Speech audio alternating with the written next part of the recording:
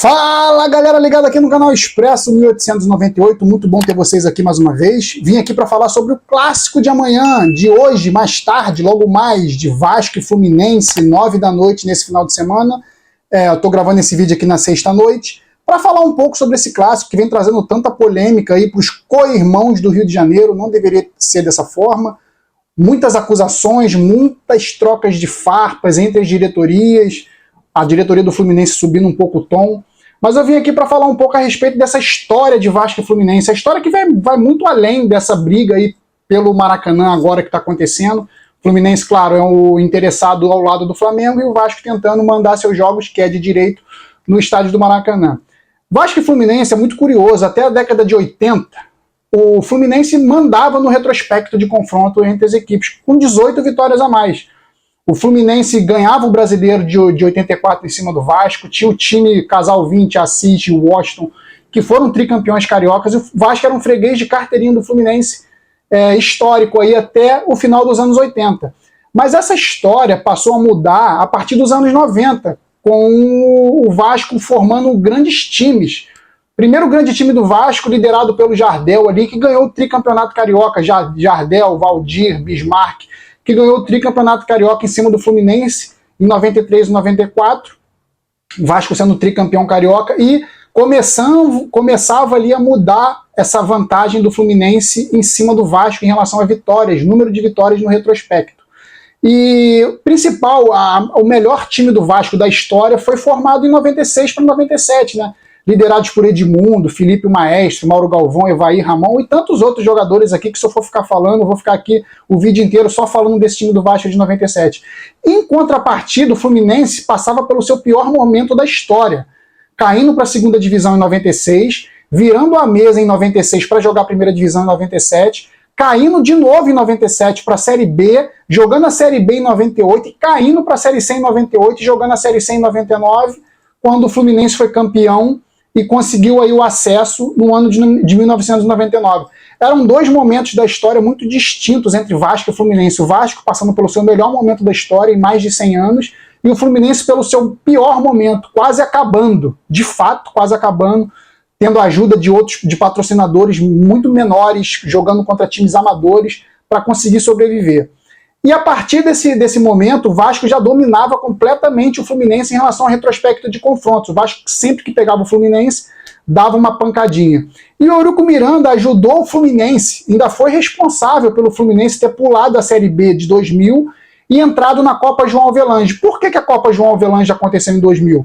Meio mal explicando aqui rapidamente, foi meio que aconteceu nos módulos amarelo e verde de 87. Mais uma vez o Clube dos 13 briga com a CBF em 2000 e a Copa João Avelange é criada pelo Clube dos 13, pegando clubes de todos os clubes brasileiros até a terceira divisão. O Fluminense, como era uma equipe que ranqueada pela CBF, estava bem colocada ainda, foi colocada no grupo de elite do Brasileirão, uma forma de dar um pulo do gato ali. O Eurico Miranda foi muito responsável, porque o Eurico Miranda era um dos dirigentes, então vice-presidente de futebol do Vasco e um dos responsáveis pelo Clube dos 13 também, e Fluminense entrando na Série A, entre aspas, na Copa João Avelange de 2000, onde o Vasco se sagrou campeão no final das contas, aquele timaço do Vasco. O Vasco até esse momento era o top 3 do Brasil, até os anos 2000 era o top 3 do Brasil, ao lado de Corinthians e Palmeiras, de melhores times nacionais, os times que mais brigavam pelos títulos.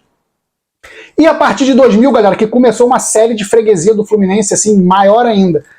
Muito por conta do baixinho Romário, que sempre que enfrentava o Fluminense ia lá e metia os seus golzinhos, né, seus gols que o Romário sabia fazer de melhor, botar a bola para dentro do gol.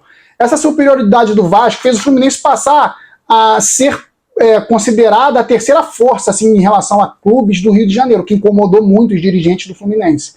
E com a ajuda da Unimed, que chegou para o Fluminense nos anos 2000 também, o Fluminense passou a olhar o Vasco como rival a ultrapassar, assim, em relação a ser o adversário principal do Flamengo, que sempre será o maior clube do Rio. Por quê? Porque tem uma torcida que o Vasco não vai conseguir superar, muito menos o Fluminense. Então, o Fluminense tenta tomar esse lugar do Vasco nos anos 2000, com o advento da Unimed, o Fluminense passa a investir, tentar dar investidas em jogadores que estavam no Vasco até então. o Ramon foi assim, Pedrinho foi assim, Edmundo foi assim, o Conca foi assim, o Leandro Amaral foi assim, o Leandro Amaral que teve um imbróglio danado, o Fluminense achou brecha no contrato do Leandro Amaral com o Vasco em relação à falta de pagamento, e o Fluminense trouxe o Leandro Amaral que aceitou a proposta melhor do que a do Vasco. O Vasco entrou na justiça, brigou uma briga de liminares danada. O Leandro Amaral acabou tendo que voltar a São Januário com o rabinho entre as pernas, né? Porque brigou, teve problema, a torcida do Vasco pegou no pé.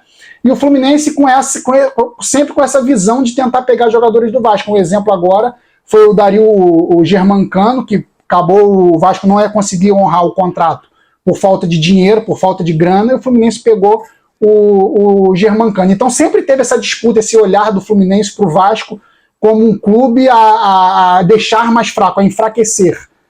Eu costumo falar que o Fluminense quer ser o Vasco, mas não, o Fluminense quer ultrapassar o Vasco, ele quer enfraquecer o Vasco para voltar a ser essa segunda força do Rio, e isso acontece mesmo, galera, não tem como falar que não acontece o que acontece. E o Fluminense fez isso e tentou tirar o Leandro Amaral, como eu falei, de São Januário, não conseguiu, o Leandro Amaral teve que voltar com o rabinho entre as pernas, uma situação bem desagradável, um clima muito desagradável em São Januário, isso lá pelos anos de 2008, mais ou menos.